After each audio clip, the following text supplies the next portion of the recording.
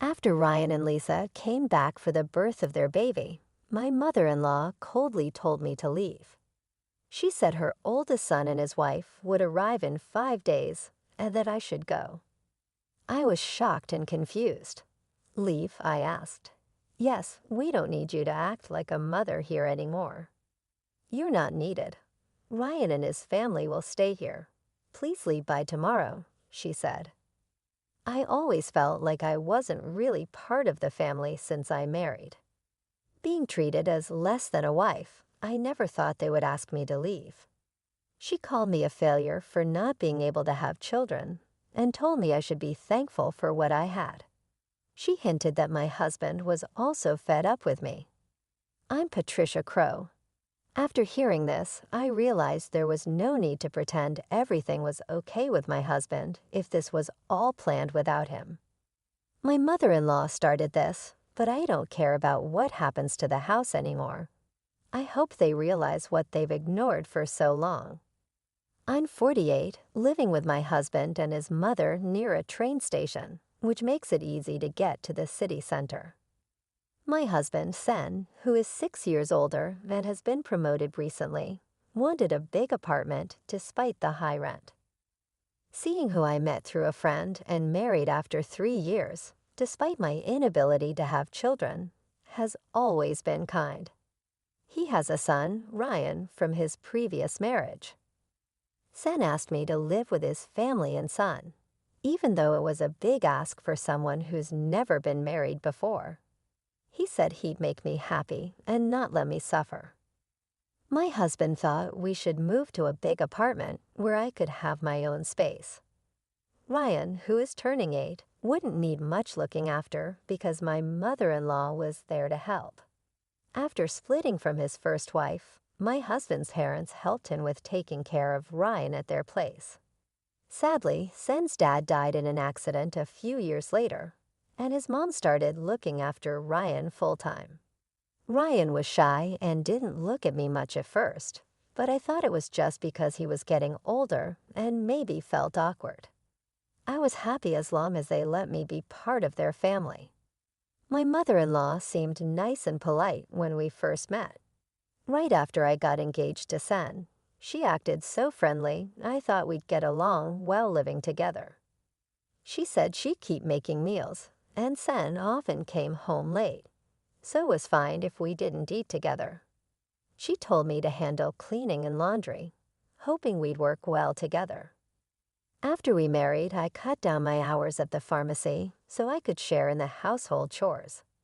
I started work late, not getting home until around 9 p.m., but dinner was always ready. However, I usually ate alone since my mother-in-law and Ryan had their dinner earlier. Even though I was married, I sometimes wondered if that was all there was to it, but I accepted that this was just how our family worked. It became clear my mother-in-law didn't really like me or see me as part of the family. I tried to connect with Ryan, asking about his school events, hoping we could all go together.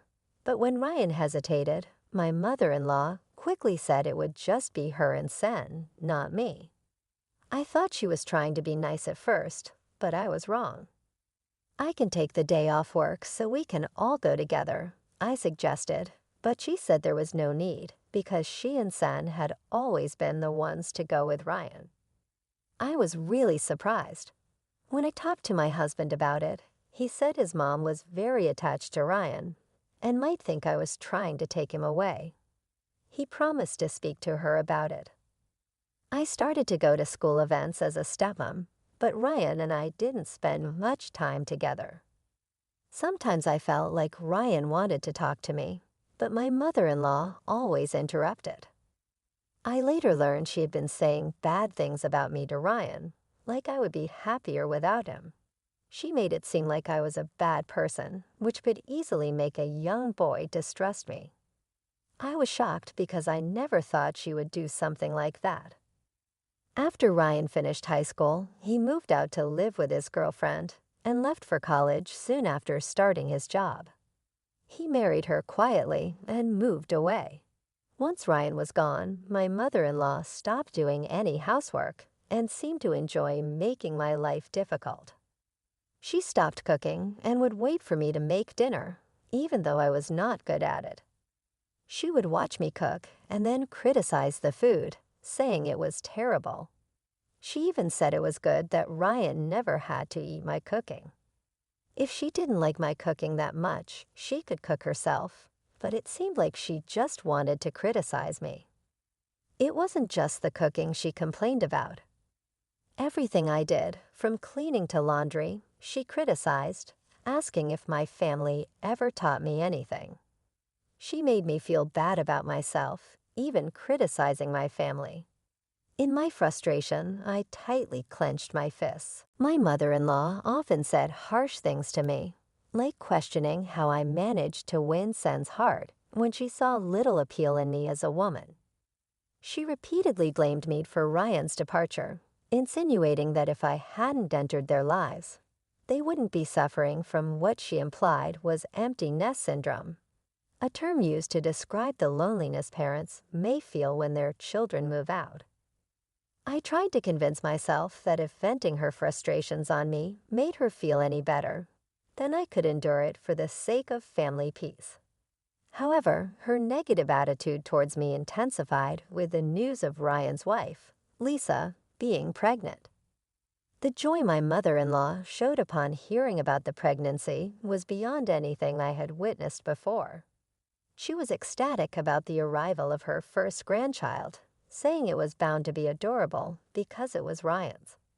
The excitement she and Ryan shared was understandable, but her behavior seemed excessive. After Ryan asked if Lisa could have the baby at our place, given the distance to Lisa's family home and their lack of nearby support, my mother-in-law's enthusiasm knew no bounds. She immediately started preparations, from cleaning out Ryan's old room to listing all the necessary baby items. It was as if she was hit by a wave of great-grandchild fever. Naturally, these preparations meant more work for me. Coming home from work today, I was greeted with a list of tasks: vacuuming, wiping floors, cleaning windows, and even waxing them, all in preparation for a department store trip to look at baby cribs. The physical toll of cleaning and waxing late into the night after already long days at work was daunting. Any attempt to cut corners was met with demands to redo the work. To make matters worse, my mother-in-law began requesting money for the baby preparations, leading to our house quickly becoming cluttered with baby items. When I suggested that it might be excessive to prepare so much before Lisa and Ryan's arrival, and that perhaps we should wait to choose items with them, my mother-in-law accused me of being cold and uncaring. She pointed out that I wasn't related to Ryan by blood, as if that explained my supposed lack of interest. I tried to argue that it wasn't about not caring, but rather thinking that Lisa might want to be involved in selecting items for her baby. Yet my words fell on deaf ears. My mother-in-law's harsh judgment stung deeply. The accusation that I didn't care about Sen's grandchild was unfair. My intention was to respect Lisa's role as the mother and include her in the preparations, a sentiment that seemed lost on my mother-in-law. This ongoing conflict, marked by accusations and misunderstandings, only deepened the divide between us, making an already challenging situation even more difficult to navigate. I tried to make a fair point, but my mother-in-law looked at me with a sharp glare. I realized I might have been too blunt, and she left the room upset without saying anything. I thought about what happened, but I was also surprised by the way she spoke about the situation. The next day, she stayed in her room, probably still mad. Sen was leaving for a business trip and just shouted his goodbye through her door, telling me not to dampen her excitement about the grandchild. Since Ryan moved out, she's been different. After Ryan moved out, he reminded me of our financial worries. But when I mentioned we should save money for when Ryan and Lisa arrive, Sen misunderstood, thinking I was criticizing his income. He left upset, and it reminded me how discussions about money always seem to end badly. Managing our finances, I've always planned for our future. Sen has given me a comfortable life, and he said my part-time job was just for my personal spending. I've saved everything extra, considering it shared even though it's in my name. But Sen's salary has decreased over the past 6 years, and with his company struggling, he's not thinking of changing jobs to maintain appearances. Now I pay the rent while he covers our daily expenses, a fact we hide from my mother-in-law to protect Sen's pride. I came home early one day to apologize to my mother-in-law. She was waiting for me and didn't respond to my apology. Instead, she shocked me with news that Ryan and Lisa were coming back for their baby's birth, and I had to leave in 5 days. Confused and stunned, I didn't know what to say. "I must leave?" I asked. She confirmed firmly, "Yes, we no longer require another motherly presence. Your role has been redundant for some time. Ryan and his family will be residing here. Ensure that you have vacated by tomorrow," she said. Her words struck me like a thunderbolt, making it painfully clear that I had never been truly welcomed as a member of the family from the moment I married into it. Always viewed as an outsider, the announcement of Ryan's return for the birth of his child underscored this fact unequivocally. "You barren failure," my mother-in-law persisted. "You were afforded the opportunity to partake in child rearing. Be appreciative of that. We have no further responsibility towards you.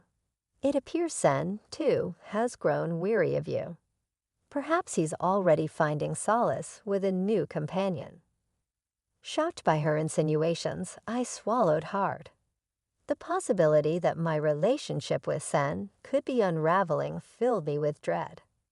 Was this a meticulously laid trap I had naively walked into, assuming my husband's fidelity was unshakable? It dawned on me that up until the previous year, Sen had never been away on overnight business engagements. Resolute, I declared, "I'll leave tonight," as I grabbed my bag and exited the house, embarking on an aimless stroll to soothe my tumultuous emotions. Despite the sting of my mother-in-law's words, I yearned to hear Sen's voice to confirm his whereabouts directly from him. Yet my attempts to reach him by phone were fruitless. He did not respond to my calls. In a bid for clarity, I contacted his office only to discover he had requested a few days off. The reality of my mother-in-law's allegations began to weigh heavily on me. Could Sen truly be spending his time away with another woman? As despair enveloped me, tears cascaded down my cheeks. I meandered through the streets, barely aware of my surroundings, until a familiar sight halted my aimless wandering. The tavern located behind the station, a haunt Sen and I frequented in the early days of our life here. "It's still here," I mused, stepping into the familiar warmth of the tavern. The owner's initial surprise at seeing me quickly turned into recognition. "Hey, long time no see." "It's been about 6 years," I remarked, trying to bridge the chasm of time since our last visit. "Yes, it's been quite a while." "I remember you," he responded, his acknowledgement bringing a small smile to my face amid the swirling chaos of my thoughts, seeking a slice of normalcy. I asked, "Could I have a beer?" "And a mixed plate of grilled chicken, please." The tavern owner, a man of few words, nodded in agreement. In that moment, amidst the turmoil of my personal life, the simple act of ordering a meal I once enjoyed with a scene offered a fleeting rest. Despite a brief escape from the harsh reality waiting for me outside the tavern's comforting confines. As I sat in the dimly lit tavern, the cold beer and the aroma of grilled chicken offered a brief respite from the turmoil that had engulfed my life.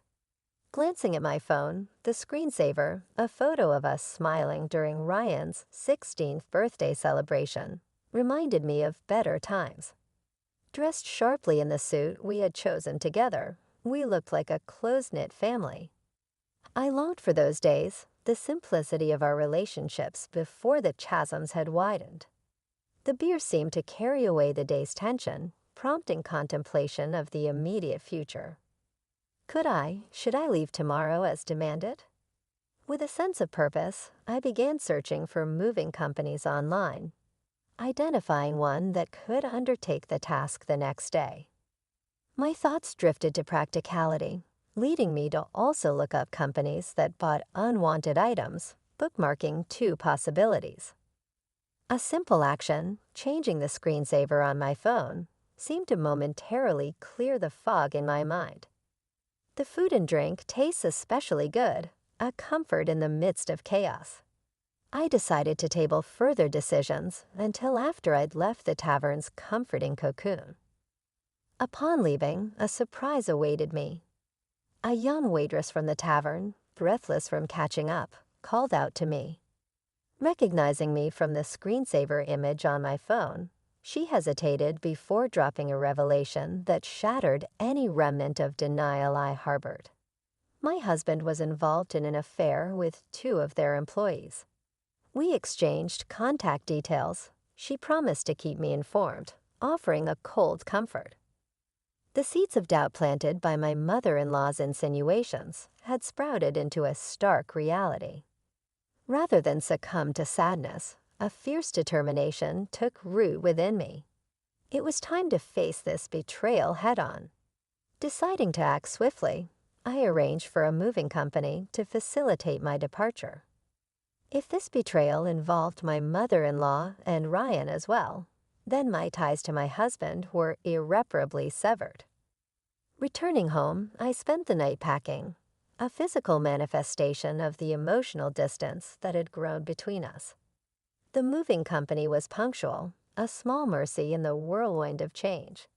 As they removed my belongings, every item carried a piece of my presence, now being systematically erased. My mother-in-law's panic at the unfolding scene was palpable, yet my resolve was unshakable. I'm taking everything I've bought. Tomorrow, you can start anew, I declared, my voice steady, a hint of mirth suppressed at her evident dismay. Her protests fell on deaf ears as I directed the movers to continue. The house was stripped bare of my influence, leaving only the baby items and her ancient dresser as silent witnesses to the end of an era. Well then, I bid you farewell, I said, my parting words marking the closure of this chapter of my life. There should be no trace left, so enjoy your life with Sen, Ryan, and his family. Leaving her in stunned silence, I placed the keys on the table and exited, the finality of the gesture not lost on me. The movers stored my belongings temporarily, offering a brief pause in the rush of change. I decided to stay with a colleague, a single beacon of stability. That night, as I lay in a borrowed bed, a sense of completion washed over me. For the first time in a long while, I slept soundly, my dreams free from the shadows that had loomed so large. A week later, the distance from those tumultuous events afforded me a clearer perspective. The steps I had taken, though drastic, were necessary. In that decisive act of leaving, I had reclaimed a part of myself, stepping into an uncertain yet hopeful future. After a while, I finally got a call from my husband. I was already wondering if he was involved with another woman during this time. The young waitress from the tavern reached out to me with a message. She had taken a photo of my husband talking to another woman, not exactly young, at the tavern. It seemed like she wanted to do the right thing by sending me this. After following them when they left the tavern, she also sent a photo of them going into a hotel. Seeing this, any love I still had for my husband disappeared. I got the woman's name from the waitress and found out where she lived. Armed with all this evidence, my husband called me. "Patricia, where are you?" "Ryan and his family are here. Aren't you coming back soon?" I told him no, I wasn't coming back because his mom had kicked me out and now Ryan and his family were moving in. It seemed Ryan and his family were struggling financially, bouncing between jobs and now working part-time. My husband tried to convince me to return, saying he missed me. but I told him I was fine and didn't need to worry about me. I mentioned how his mom and Ryan didn't like me and probably preferred having the place to themselves. My comment made my husband silent. He knew his family didn't accept me, but he had ignored it. He said he had something important to say and would come back to talk a few days later. I visited the house for the first time in a while. There were new furniture and appliances. Ryan and Lisa barely acknowledged me, just nodding without getting up from the sofa as I sat down. My mother-in-law stared at me fiercely, making the air heavy with tension. Ryan then accused me of taking everything from the house, asking how I could do such a thing when his dad had been supporting me. I explained calmly that I took everything because I had paid for it. "I just did what you wanted by removing all my stuff," I said. "You must think it's crazy, believing I couldn't possibly afford all those things with just a part-time job at the pharmacy," my husband remarked, looking a bit puzzled. Then he seemed to accept the situation, saying that we had been managing both our incomes for a while. But then I had to explain further. Sen's job wasn't doing well, and his pay had decreased a lot for the last 6 years. I've been the one filling in the financial gaps, and now I'm even paying our rent. My mother-in-law was surprised to hear this and looked at my husband. I clarified, I'm not just working part-time as a pharmacist. I actually earn quite well now, even more than Sen at this. My husband avoids my gaze, and my mother-in-law didn't know where to look. I then told Ryan that he would need to start paying the rent if he was going to live here. "After all the support you've received, it's time you took care of things," I said. Ryan was shocked when I mentioned the rent was $7,500. "Good luck," I added, telling him I no longer had any responsibilities here since my role seemed to be over. Ryan couldn't believe it, and Lisa was upset, asking, were we not supposed to live here for free? The thought of them covering rent and other costs seemed to surprise them. I couldn't help but almost laugh, suggesting they could always find a cheaper place since Sen still had a decent income. This seemed to calm Lisa a bit until I hinted about leaving Sen, especially with his new situation involving another woman. That's when Lisa broke down crying, and my husband was confused, asking what she meant. Lisa explained that she had heard about the other woman from his mother. It seemed like it was time for me to end my role as a wife as well. My husband seemed to think there was no proof of his affair, unaware that I knew more than he thought, and it hadn't even been 7 days since the whole situation blew up. I decided to leave the house. Mentioning Sandra's name made my husband realize I knew everything, I said.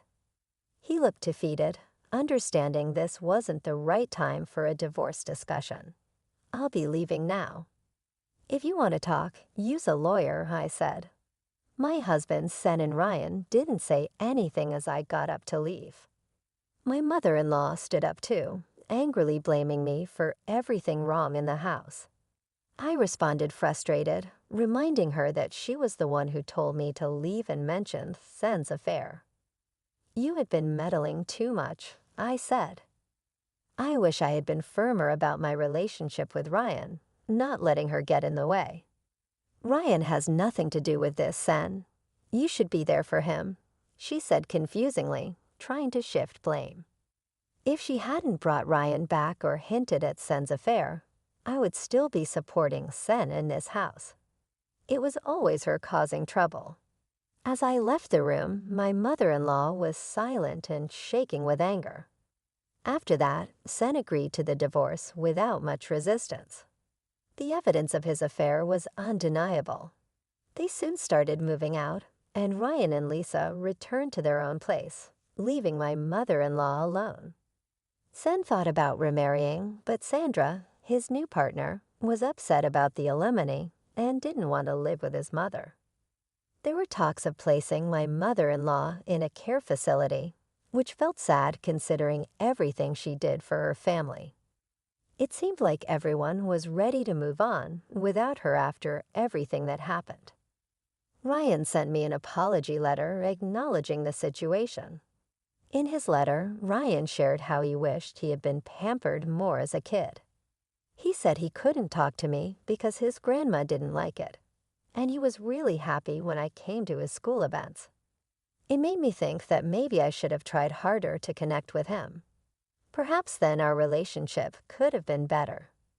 Even though we're not close anymore, I still hope Ryan finds happiness. I'm back working as a pharmacist and found a new apartment near my job. I didn't feel right keeping the furniture and stuff I took from the house, so I had a junk removal service called Take It All Away. Life is much nicer without my mother-in-law causing trouble. For now, I just want to focus on being happy for myself.